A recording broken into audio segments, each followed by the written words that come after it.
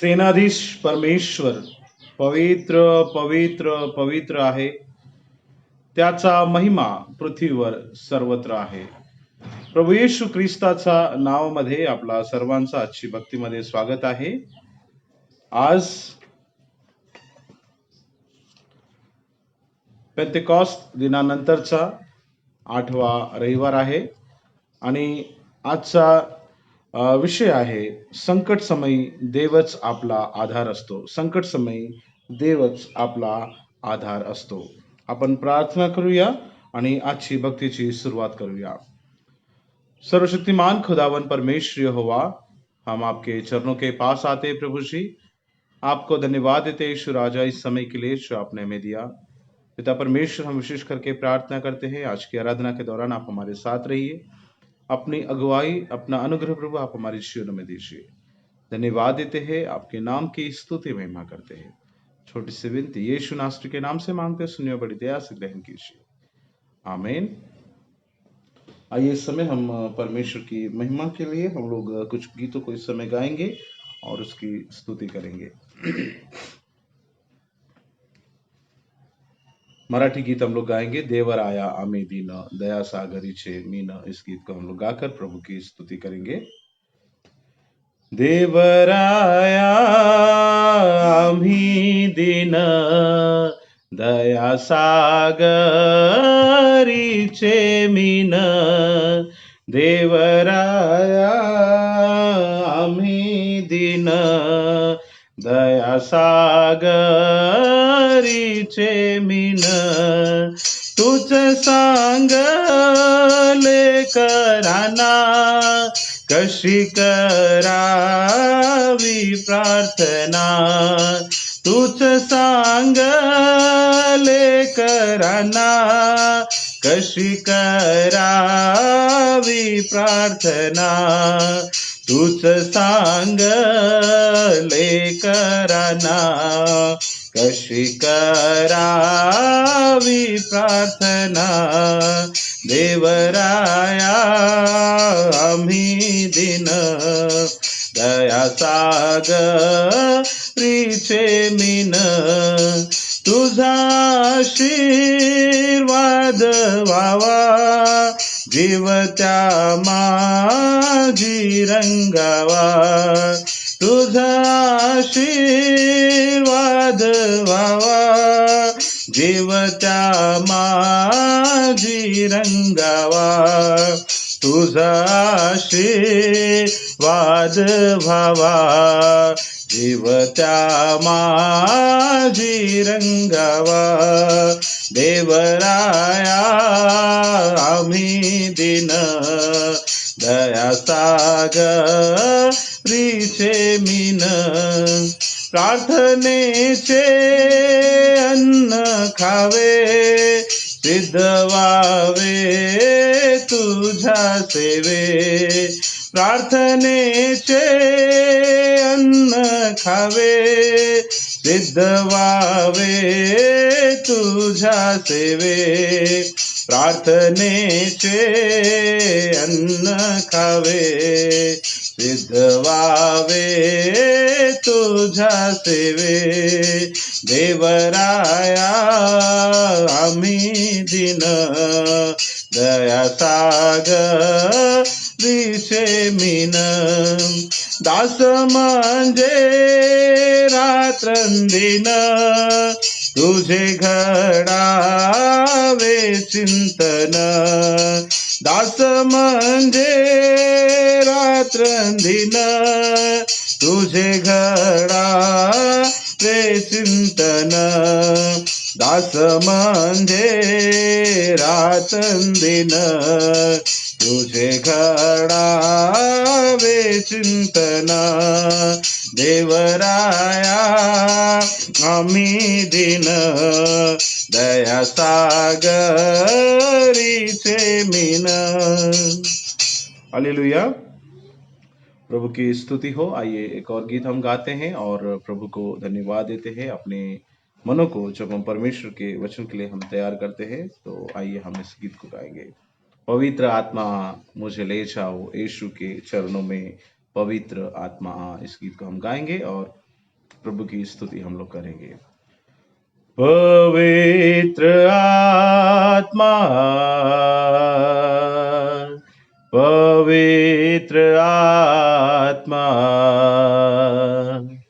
मुझे ले जाओ यीशु के चरणों में। पवित्र आत्मा, सिर्फ तेरे लिए यीशु, तेरे लिए, सिर्फ तेरे लिए यीशु, तेरे लिए, सिर्फ तेरे लिए यीशु, तेरे लिए मैं हाथ उठाता हूँ। घुटने टिका कर, सिर झुका कर, हाथ उठाता तेरे लिए। घुटने टिका कर, सिर झुका कर, हाथ उठाता तेरे लिए। सिर्फ तेरे लिए यीशु, तेरे लिए, सिर्फ तेरे लिए यीशु, तेरे लिए, सिर्फ तेरे लिए यीशु, तेरे लिए मैं हाथ उठाता हूँ। यीशु ही मार्ग है, यीशु ही सत्य है, यीशु ही जीवन है, यीशु मेरा प्रभु, यीशु ही मार्ग है, यीशु ही सत्य है, यीशु ही जीवन है, यीशु मेरा प्रभु। सिर्फ तेरे लिए यीशु, तेरे लिए, सिर्फ तेरे लिए यीशु, तेरे लिए, सिर्फ तेरे लिए यीशु, तेरे लिए मैं हाथ उठाता हूँ। पवित्र आत्मा, पवित्र आत्मा, मुझे ले जाओ यीशु के चरणों में। पवित्र आत्मा, प्रभु की स्तुति हो। आइए हम आज की सार प्रार्थना को करेंगे और उसके बाद में हम शुभ वर्तमान पाठ को हम लोग सुनेंगे। हे सर्वसमर्थ देव बापा, तुझ्या सहाय्याशिवाय कार्य करणे ख्रिस्त मंडळीला शक्य नाही, म्हणून तू नेहमी आमच्या बरोबर राहा आणि सर्व प्रसंगांना सामोरे जाण्यासाठी आमची तयारी ठेव। आमच्या सर्व गरजांची तू काळजी घे आणि तुझ्या वरदहस्त आमच्यावर राहू दे। तुझ्यासह व पवित्र आत्मासह असणारा व सर्व काळ राज्य करणारा एकमेव देव आमचा प्रभू येशू ख्रिस्त याच्याद्वारे आमेन। यावेळी आपण प्रभू येशू ख्रिस्ताचा जे शुभवर्तमानाचे पाठ आहे ते आपण ऐकूया। आजचे शुभवर्तमानाचे पाठ आपण घेतलेला आहोत सीएनआयचा अल्मनेक प्रमाणे मार्ककृत शुभवर्तमान त्याचा 4था अध्याय, मार्ककृत शुभवर्तमान याचा 4था अध्याय वचन 35 ते 41 पर्यंत, वचन 35 ते 41 पर्यंत आजचे शुभवर्तमानाचे प्रारंभ होत आहे। ख्रिस्ताला गौरव असो। त्याच दिवशी संध्याकाळ झाल्यावर तो त्यास म्हणाला, आपण पलीकडे जाऊ। तेव्हा लोक समुदायाला सोडून देऊन तो मछव्यावर होता, तसेच ते त्याला घेऊन गेले। त्याच्या बरोबर दुसरे मछवे होते।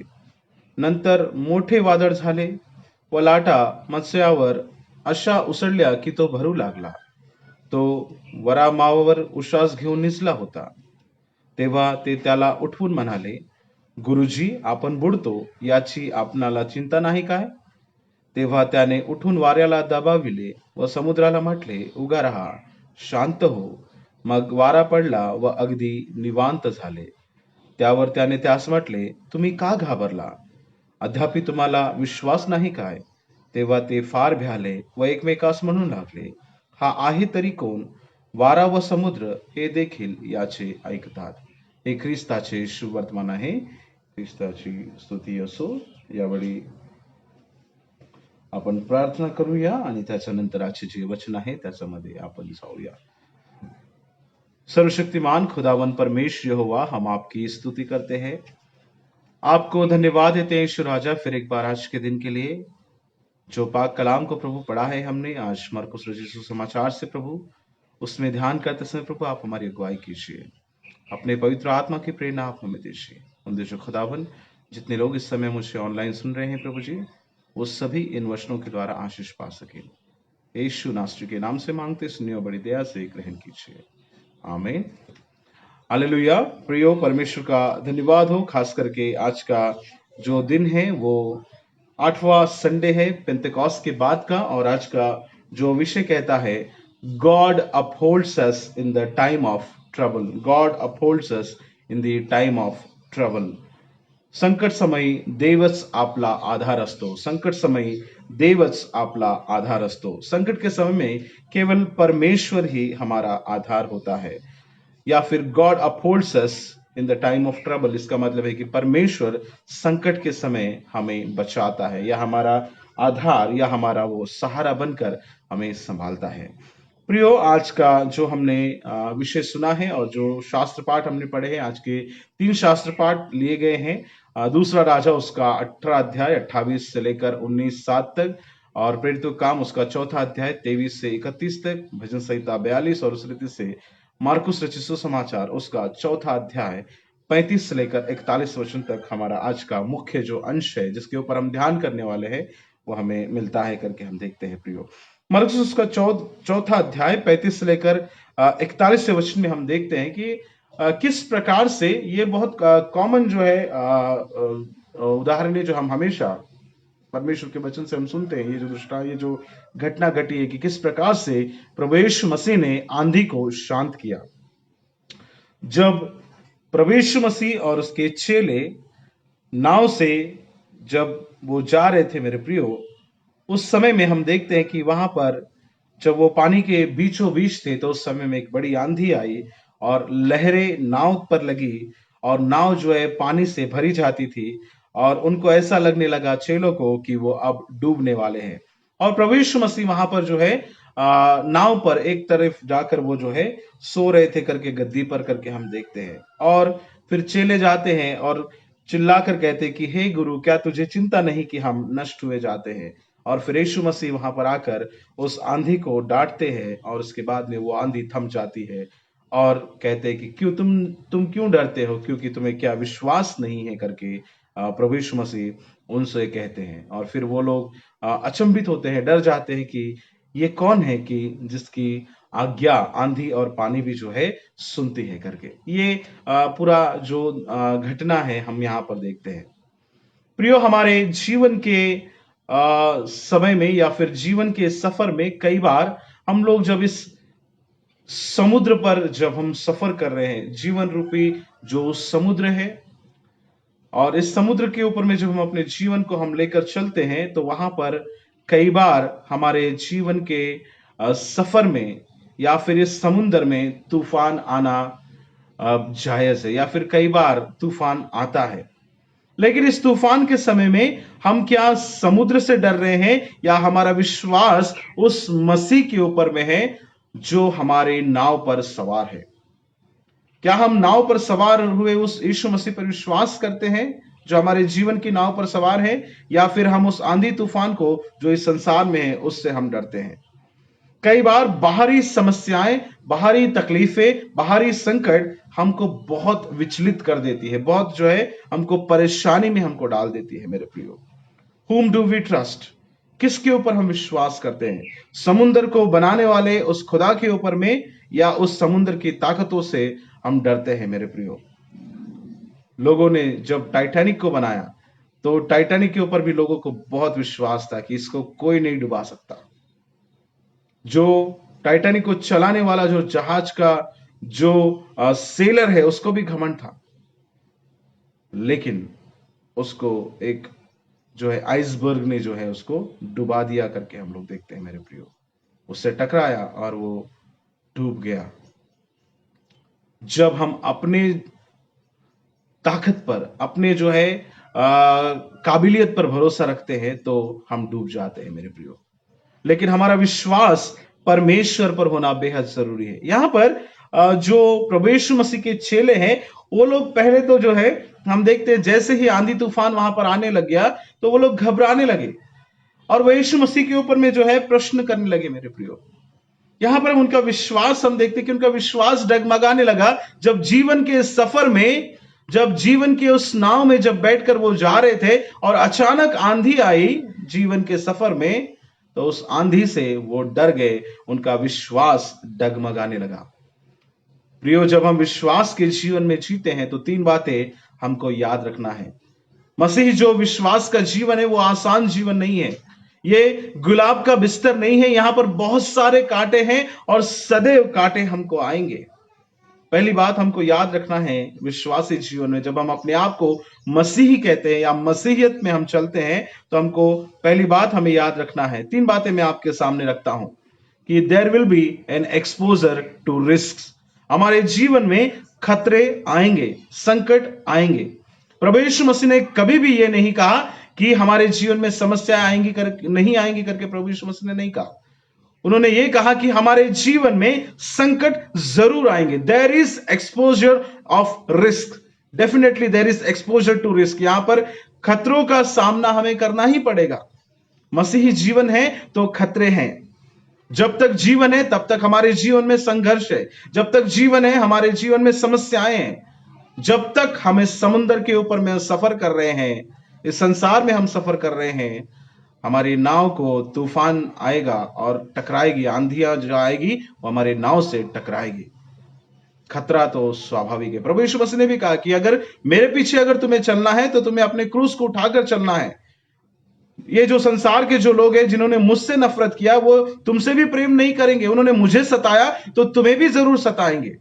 मसीही जो रास्ता है वो आसान नहीं है। There is exposure to risk. प्रियो, 3 बातें हमारे विश्वासी जीवन में हमें याद रखना है कि हमको खतरों का सामना करना है।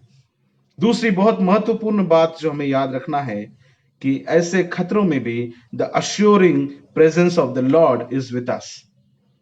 प्रभु यीशु मसीह की मौजूदगी हमारे साथ में है। प्रभु यीशु मसीह की मौजूदगी, भले ही हम खतरों के से जो है हमारा हर रोज सामना होता रहे, लेकिन एक बात हमें याद रखना है कि इन खतरों के बावजूद भी प्रभु यीशु मसीह की मौजूदगी हमारे साथ है।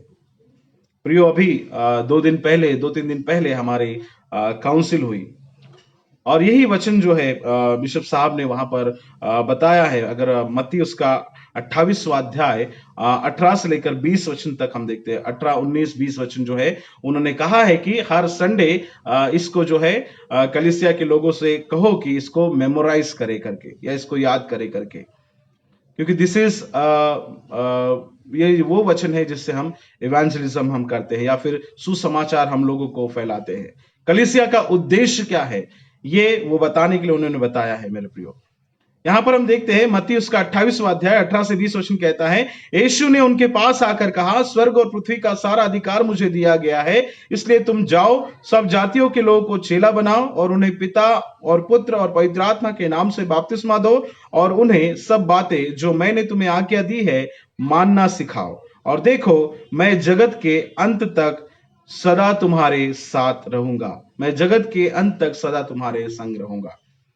मैं ये आखिरी भाग जो है मैं लेना चाहता हूं मेरे प्रियो कि exposure to risk will be there. हमारे जीवन में समस्याएं आएंगी, आंधियां आएंगी, तूफान आएंगे, लेकिन be sure that God is with you. परमेश्वर का वचन यहां मत्ती उसका 28वां अध्याय उसका 20 वचन में कहता है कि मैं जगत के अंत तक सदा तुम्हारे संग रहूंगा।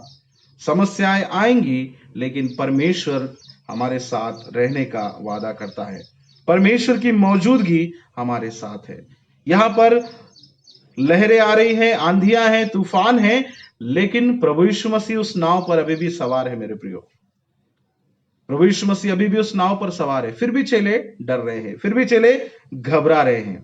खतरे तो आएंगे, पर परमेश्वर हमारे साथ है, ये बात हमको याद रखना है। जैसे मैंने पहले कहा कि हमारे मसीही जीवन जो है वो फूलों का या गुलाब का बिस्तर नहीं है। वहां पर कांटे जरूर रहेंगे। गुलाब में कांटे क्यों होते हैं? ताकि कोई उस गुलाब को तोड़ ना पाए। वो कांटों को की चुभन से लोग जो उसके पास जाने से घबराए, उसको कोई नुकसान ना पहुंचाए उस गुलाब को। तो कई बार कांटे हमारे प्रोटेक्शन के लिए बहुत जरूरी होते हैं। समस्याएं हमारे जीवन में हमारे विश्वास को मजबूत करने के लिए भी बहुत जरूरी होती है। 3 बातें मैंने आपको बताना चाहा। पहली बात कि खतरे तो हमारे जीवन में आएंगे, there will be exposure to risk, लेकिन ये याद रखिए कि परमेश्वर की मौजूदगी खतरों में भी हमारे साथ है। वो जगत के अंत तक सदा हमारे साथ रहने का वादा करता है। हमारी नाव पर वो अभी भी सवार है मेरे प्रियो। और तीसरी बात हम देखते हैं, a crisis also is an opportunity to strengthen our faith. जब हमारे जीवन में संकट आते हैं, जब समस्याएं आती है, इसका मतलब यह है कि यह वो मौका है जब हमारे विश्वास को और मजबूत बना सकते हैं। संकट के आने से हमारा विश्वास और मजबूत होता है। समस्याओं के आने से हमारा विश्वास और मजबूत होता है, क्योंकि यही संकट, यही परेशानियां, यही समस्याएं हमको बहुत सी बातें सिखाती है मेरे प्रियो। इब्रानियों उसका 11 अध्याय उसका पहला वचन कहता है, अब विश्वास आशा की हुई वस्तुओं का निश्चय और अनदेखी वस्तुओं का प्रमाण है। अनदेखी वस्तुओं का प्रमाण है विश्वास जो हम करते हैं मेरे प्रियो। जब हम समस्या में रहते हैं तो ऐसी अनदेखी वस्तुएं परमेश्वर हमें दिखाने का वादा करता है मेरे प्रियो। यहां पर जब समस्याएं आई, जब परेशानियां आई, जब तकलीफें आई, तो उस समय में प्रभु यीशु मसीह वहां पर नाव पर है, फिर भी चेले डर रहे हैं। यीशु हमारी नाव में है, फिर भी हम डर रहे हैं। हमारे जीवन के सफर में भी कई बार यीशु मसीह हमारे साथ रहता है, फिर भी हम डरते हैं। हम कहते हैं कि क्या प्रभु सो रहा है? क्या उसने हमें छोड़ दिया है? हमको याद रखना है हमारे जीवन में समस्याएं क्यों आती है मेरे प्रियो।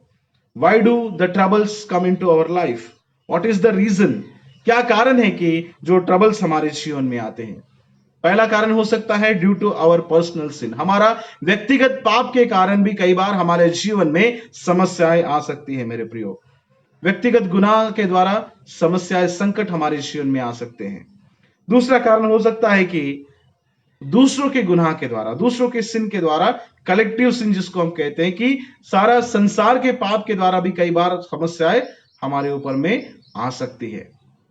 आज जो कोरोना जो महामारी जो फैली है, हमें पता नहीं है किसका गुनाह है, किसकी गलती है, लेकिन ऐसे ऐसे लोग अंदाजे लगा रहे कि फलाना व्यक्ति ने जो इसे तैयार किया है, फलाना देश ने इसको तैयार किया है। हम नहीं जानते सच्चाई क्या है, लेकिन इसके द्वारा आज सारा संकट सारा संकट जो है पूरे संसार के ऊपर में आया है मेरे प्रियो। कई बार दूसरों के गुनाह के द्वारा भी हम लोगों को संकट का सामना करना पड़ता है। कई बार अपने गुनाह के द्वारा भी हमें संकट का सामना करना पड़ता है। और कई बार जो है जब हम सच्चाई के रास्ते पर चलते हैं, जब हम उस सकरे रास्ते पर चलते हैं, जब हम सच्चाई के लिए खड़े होते हैं, जब हम धर्म के लिए खड़े होते हैं, तो भी हमको संकट का सामना करना पड़ता है। When you stand for justice, when you walk the right path of justice, then also you get into trouble. कई बार सच बोलने से भी आप जो है संकट में पड़ सकते हैं। सच के लिए खड़े रहने के लिए भी आप संकट में पड़ सकते हैं, क्योंकि बाइबल बताती है कि जो सकरा रास्ता है वो जीवन की ओर जाता है। और कई लोग जो है जो चौड़ा मार्ग का चुनाव करते हैं, जहां पर बहुत लोग हैं, बहुत सारे लोग हैं, लेकिन वो जीवन की ओर नहीं जाता मेरे प्रियो।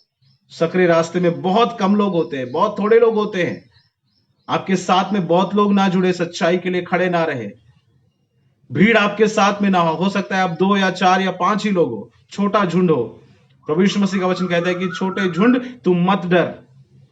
छोटा झुंड हमारे साथ हो सकता है, लेकिन परमेश्वर के रास्ते पर हम जरूर जाते हैं। जब हम सच्चाई के रास्ते पर जाते हैं तो हमको जो है समस्याओं का सामना करना पड़ता है, संकट का सामना हमें करना पड़ता है। हो सकता है कि भीड़ आपके साथ ना रहे, बहुत सारे लोग आपके साथ ना रहे, बड़े रास्ते से आपको जाने को ना मिले, लेकिन जब आप सकरे रास्ते से जाते हैं तो संकट जरूर आएंगे, लेकिन आप जीवन की ओर आप जरूर पहुंचेंगे मेरे प्रियो। क्यों हमारे जीवन में समस्याएं आती है?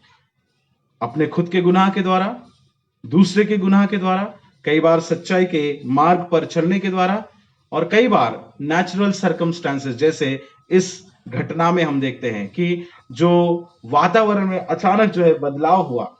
कई बार सर्कमस्टांसेस ऐसे हो जाते हैं, जो परिस्थितियां ऐसी हो जाती है, सामान्य जो परिस्थितियां ऐसी हो जाती है कि उसके द्वारा हम संकट में फंस जाते हैं।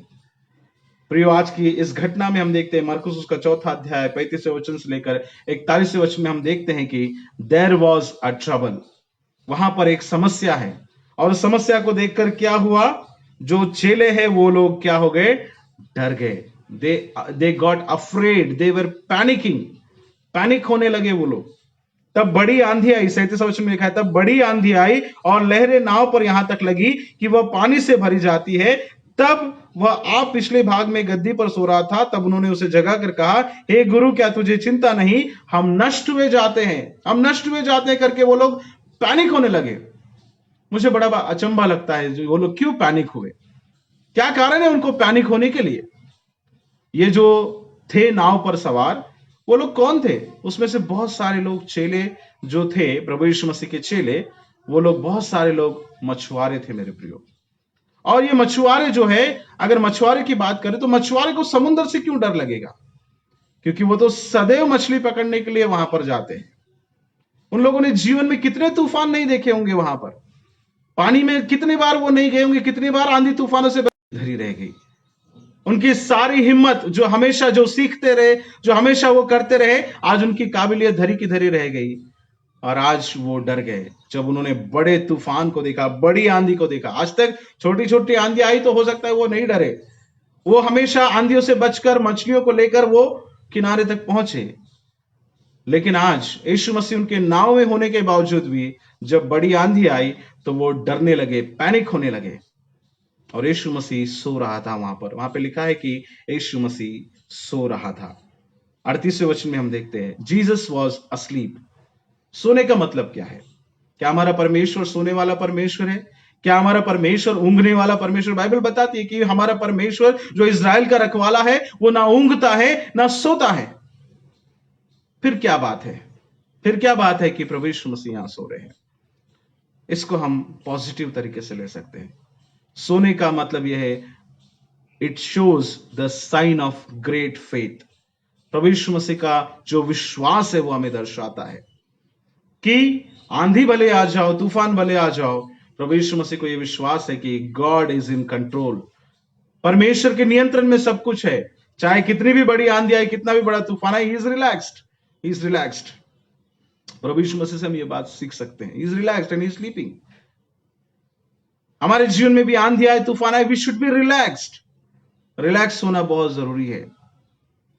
कई बार हम लोग जो है गड़बड़, या फिर हमारे मन में खलबली मच जाती है, विचलित होने लगते हैं तूफान को देखकर। तूफानें टकरा रही है हमारे जीवन में, हमारे दैनिक जीवन में, आत्मिक जीवन में, सामाजिक जीवन में तूफान आते हैं, आंधियां टकराती है हमारे जीवन की नाव को। हम भूल जाते हैं कि यीशु मसीह हमारे साथ है, इसी नाव पर वो हमारे साथ सवार है, वो आराम से सो रहा है। जब वो हमारे साथ है तो हमको डरने की क्या बात है मेरे प्रियो? यीशु मसीह वहां पर सो रहा है और चेलों को लग रहा है कि ये यीशु मसीह हमारे साथ है, ये तो गुरु है हमारा। ऐसे संकट के समय में अगर वो सो रहा है तो ऐसे गुरु से अगर हमसे और इससे बड़ी समस्या आएगी तो ये गुरु हमारे लिए क्या करेगा? वो शायद डाउट उनके अंदर में आया। उन चेलों की तरह कई बार हम लोग भी पैनिक होने लगते हैं और परमेश्वर के पास में दुहाई देने लगते हैं, चिल्लाने लगते हैं, चीखने लगते हैं, प्रार्थना करने लगते हैं, कहते हैं कि प्रभु तूने हमें क्यों छोड़ दिया? गॉड व्हाई हैव यू अबंडन्ड अस? तूने हमको क्यों छोड़ दिया प्रभु? ये संकट जो आ रही है, समस्याएं जो आ रही है, तकलीफें जो आ रही है, इस तकलीफ के समय में तूने हमें क्यों छोड़ दिया प्रभु करके हमको लगता है। कई बार हमको ये प्रश्न हमारे जीवन में आता है कि ये समस्या मेरे जीवन में ही क्यों है, ये तकलीफें मेरे जीवन में ही क्यों है? क्या परमेश्वर हमारी प्रार्थना को सुन रहा है? बहुत सारी प्रार्थनाएं हम लोग कर रहे हैं, लेकिन कई बार प्रार्थना के विपरीत में भी कार्य हो रहे हैं। प्रार्थना करने के बावजूद भी जो है कई संकट जो है हमारे जीवन में आ रहे हैं। कई बार हमको ऐसा लगता है कि प्रभु क्या तू सो रहा है? प्रभु तू क्यों सो रहा है? प्रभु तू क्यों नहीं जागता? प्रभु तूने हमें क्यों छोड़ दिया? क्या तुझे चिंता नहीं है हम लोग नष्ट हुए जाते हैं? God don't you care that we are dying, हम लोग मर रहे हैं, क्या तू नहीं देख सकता प्रभु? हम कई बार सवाल उठाते हैं उस परमेश्वर पर कि तू प्रार्थना क्यों नहीं सुन रहा प्रभु? हमारे जीवन में तूफान है, हमारे जीवन में आंधी आ रही है, हमारे जीवन में समस्याएं आ रही है, और प्रभु तू क्यों सो रहा है, तू हमारी प्रार्थना को क्यों नहीं सुन रहा है करके। बट परमेश्वर को पता है हमारी जरूरत क्या है। वो हमें बहुत प्रेम करता है, और इतना प्रेम करता है कि उसने अपने इकलौते पुत्र को हमारे लिए भेज दिया। मेरे प्रियो, जब हमारे जीवन में कठिनाइयां हैं, जब हमारे जीवन में संकट है, जब हमारे जीवन में समस्याएं हैं, हमको ये याद रखना है कि हमको डरना नहीं है। मेरे प्रियो, यहां पर चेले जो हैं वो डर गए। डर के ऊपर में अगर जीत हासिल करना है तो विश्वास का होना बहुत जरूरी है। एक ऐड कहता है ना, क्योंकि डर के आगे जीत है, डर के आगे जीत है। लेकिन डर को हमको अगर डराना है तो विश्वास को होना बहुत जरूरी है हमारे जीवन में। अगर विश्वास है तो हम डर को भी डरा कर अपने कंपाउंड से बाहर भेज सकते हैं मेरे प्रियो। लेकिन विश्वास किसके ऊपर होना है? अपने धन पर नहीं होना है, विश्वास अपनी ताकत पर नहीं होना है, विश्वास अपनी बुद्धि पर नहीं होना है, विश्वास केवल परमेश्वर पर होना है, प्रभु यीशु मसीह पर होना है कि वो हमारे नाव में सवार है और हमको चिंता करने की आवश्यकता नहीं है। हालेलुया। जीवन में बड़ी बड़ी आंधी आएगी, लेकिन जितनी बड़ी आंधी आएगी उतना बड़ा चैन हमें मिलेगा, उतनी बड़ी शांति प्रभु हमें प्रदान करने का वादा करता है। आज का टेक्स्ट में अगर आप पढ़ेंगे तो वहां पर लिखा है 37 वचन, अगर आप गौर देख करते हैं मेरे प्रियो, मरकुस 4 अध्याय 37 वचन में लिखा है, तब बड़ी आंधी आई, और जब यीशु मसीह ने उस आंधी को डांटा तो क्या हो गया? वहां पर बड़ा चैन हो गया करके हम देखते हैं। 39 वचन में लिखा है, तब उसने उठकर आंधी को डांटा और पानी से कहा, शांत रहे, थम जा, और आंधी थम गई और बड़ा चैन हो गया। बड़ी आंधी आई और बड़ा चैन हो गया। याद रखिए मेरे प्रियो, दोनों बातें यहां पर लिखी कि बड़ी आंधी तो आई, लेकिन जब यीशु मसीह ने डांटा तो बड़ी शांति भी वहां पर मिली, बड़ा चैन वहां पर हो गया करके हम लोग देखते हैं। हमारा परमेश्वर समुद्र के ऊपर में भी अधिकार रखने वाला परमेश्वर है। जब उसने आकाश को बनाया, जब उसने सृष्टि की रचना की, उत्पत्ति उसका 1 अध्याय 7 वचन में देखते हैं कि उसने समुद्र के जल को जो है 2 भाग कर दिया करके हम लोग देखते हैं। जब इस्राएली लोग जो है मिस्र देश से कनान देश की ओर जब वो लोग जा रहे थे, तो उस समय में रास्ते में एक समुद्र आया, पीछे से मिस्र की सेना है, सामने में समुद्र है, वो लोग डर रहे हैं। लेकिन जब वो समुद्र के पास आए, मूसा ने अपनी लाठी उठाई और वो समुद्र को 2 टुकड़े कर दिए मेरे प्रियो, समुद्र के 2 भाग कर दिए, और वो समुद्र के बीचों बीच चलकर वो उस लाल समुद्र के पार हो गए। रेड सी को उन लोगों ने क्रॉस कर दिया। जो समुद्र को डिवाइड कर सकता है, तो क्या वो समुद्र के तूफान को शांत नहीं कर सकता मेरे प्रियो? भजन संहिता उसका 106 अध्याय उसका 9वां वचन में लिखा है कि तू समुद्र को डांट कर तू शांत करता है। गॉड रेब्यूक द सी। गरजने वाले समुद्र को भी शांत करने वाला परमेश्वर है। भजन संहिता उसका 65वां अध्याय 7वां वचन हम देखते हैं। प्रियो, चाहे हमारे जीवन में समस्याएं कैसे भी आए, चाहे दूसरों के गुनाह के द्वारा हो, चाहे अपने गुनाह के द्वारा हो, चाहे सच्चाई के रास्ते पर चलने के द्वारा क्यों ना हो, चाहे सामान्य परिस्थितियों के द्वारा क्यों ना हो, परमेश्वर कहता है कि मैं इस आंधी को शांत जरूर करूंगा, मैं तुम्हें इस संकट से जरूर निकालूंगा। संकट के समय मैं तुम्हारी नाव पर सवार हूं, तुमको डरने की आवश्यकता नहीं है, मैं आराम से सो रहा हूं। I am positive, I have the faith in God, you also have the faith in God. God upholds us in the time of trouble. संकट समय देव आपल्या बरोबर असतो। संकट के समय में परमेश्वर हमें बचाता है। देव आमचा आधार आहे संकट समय करके परमेश्वर का वचन कहता है मेरे प्रियो। जो 3 बातें मैंने बताई कि जीवन में खतरे तो आएंगे, लेकिन इस बात को याद रखना है कि वो संसार के अंत तक हमारे साथ में रहने वाला परमेश्वर है। और ये समस्याएं जब हमको आएगी तो हमारे विश्वास को और मजबूत करके जाएगी, कमजोर नहीं करेगी मेरे प्रियो, हमको वो और मजबूत करके जाएगी। लेकिन परमेश्वर पर प्रश्न हमें नहीं उठाना है, उसके ऊपर हमको सवाल नहीं करना है कि प्रभु तू क्यों सो रहा है, हम नाश होते जा रहे हैं, तू हमको क्यों नहीं देखता, हमारी प्रार्थना को क्यों नहीं सुनता। प्रियो, परमेश्वर को पता है कि किस समय में क्या करना है। वो उठा और उसने उस आंधी को डांटा और वो आंधी शांत हो गई। हमको लगता है जब जीवन में परेशानी आती है, समस्या आती है, हमको लगता है कि परमेश्वर ने हमें त्याग दिया है, परमेश्वर ने हमें छोड़ दिया है, लेकिन वो हमें छोड़ता नहीं है।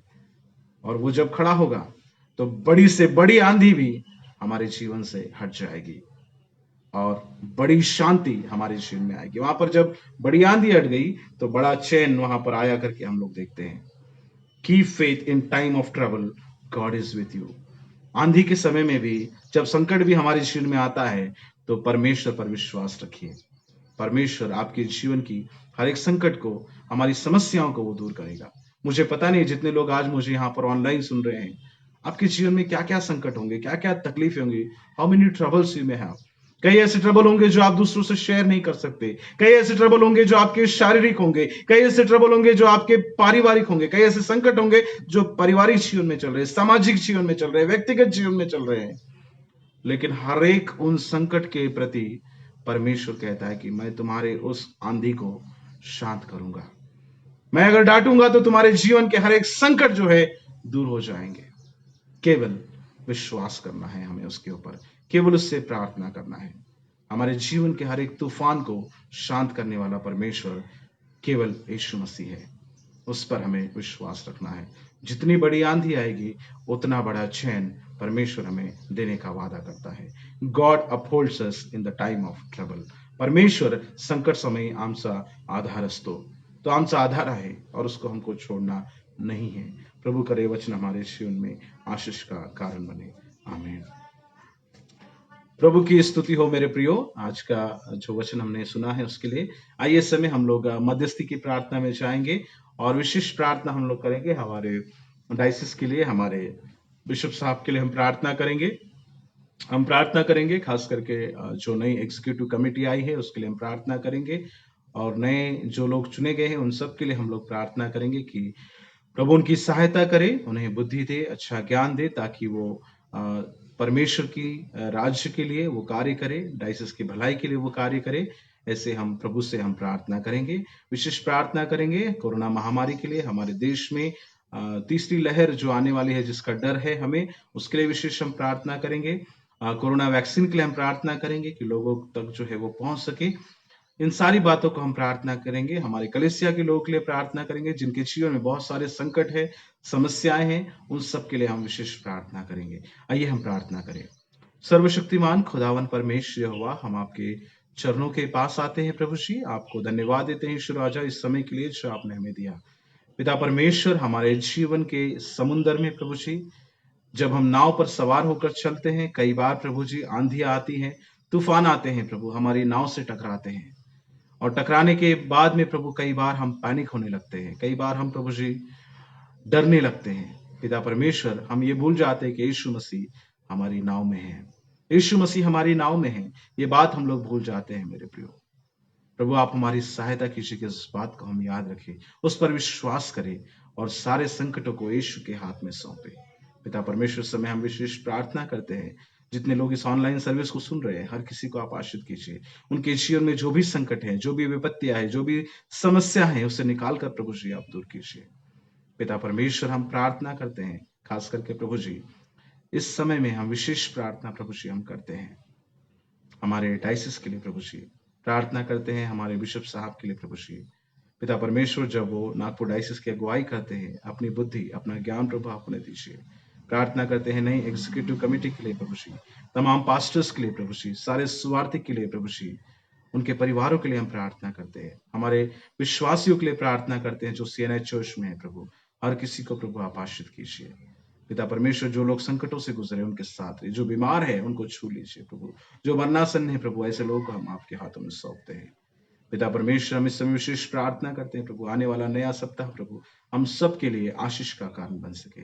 पिता परमेश्वर, हम विशेष प्रार्थना करते हैं इस समय में प्रभु जी, खास करके प्रभु जी हमारे CNI चर्च के हर एक विश्वासियों को हम आपके हाथों में सौंपते हैं। हम प्रार्थना करते हैं हमारे देश के लिए, देश को चलाने वाले नेताओं के लिए, उनको भी अच्छा ज्ञान दीजिए प्रभु, ताकि सही रास्ते पर हमारे देश को ले चले। प्रभु जी हम प्रार्थना करते हैं कोरोना महामारी के लिए, तीसरी प्रभु जी जो लहर आने वाली है उससे प्रभु विशेष करके बच्चों को आप बचाएंगे करके हम आपसे प्रार्थना करते हैं। प्रभु हम प्रार्थना करते हैं कोरोना वैक्सीन प्रभु जी अवेलेबल हो सके और सभी लोग प्रभु वैक्सीनेट हो सके, ऐसी आप सहायता कीजिए। फिर एक बार धन्यवाद देते हैं, आपके नाम की स्तुति करते हैं। छोटी सी विनती यीशु नासरी के नाम से मांगते हैं, सुनिए और इसे बड़े दया से ग्रहण कीजिए, आमीन। आइए प्रियो, इस समय हम लोग एक गीत को गाएंगे और उस गीत को गाते समय हम अपने दान को इकट्ठा करेंगे। इस गीत को हम गाते हैं, ईश्वर को धन्य कहते जिसने बनाया हमको, उसको प्रणाम करते जिसने बचाया हमको। और अपने दान को हम इकट्ठा करेंगे इस गीत को गाते हुए। ईश्वर को धन्य कहते जिसने बनाया हमको, उसको प्रणाम करते जिसने रचाया हमको। ईश्वर को धन्य कहते जिसने बनाया हमको, सारी ही आशीषों को जो दी उसी ने हमको, सारी ही आशीषों को जो दी उसी ने हमको। तुम ही बताओ कैसे हम भूल सकेंगे उनको, तुम ही बताओ कैसे हम भूल सकेंगे उनको। ईश्वर को धन्य कहते जिसने बनाया हमको। तूफान कैसे उठते जीवन के सागरों में, तूफान कैसे उठते जीवन के सागरों में, गर यीशु उनको डांटे थम जाएंगे क्षणों में, गर यीशु उनको डांटे थम जाएंगे क्षणों में। ईश्वर को धन्य कहते जिसने बनाया हमको, उसको प्रणाम करते उसने रचाया हमको। महिमा हो तेरी प्रभु जी ज़मीं और आसमां में, महिमा हो तेरी प्रभु जी ज़मीं और आसमां में। हर दिल तुझी को गाए होसाना हालेलुया, हर दिल तुझी को गाए होसाना हालेलुया। ईश्वर को धन्य कहते जिसने बनाया हमको, उसको प्रणाम करते जिसने रचाया हमको। आइए हम प्रार्थना करें। जो दान आपने लाया है उसके लिए हम प्रार्थना करेंगे। विशेष करके यदि आप ऑनलाइन सुन रहे हैं, अपने दान को आपने इकट्ठा किया है, तो आइए हम उसके लिए विशेष प्रार्थना करेंगे और हम प्रभु के आशीष को मांगेंगे।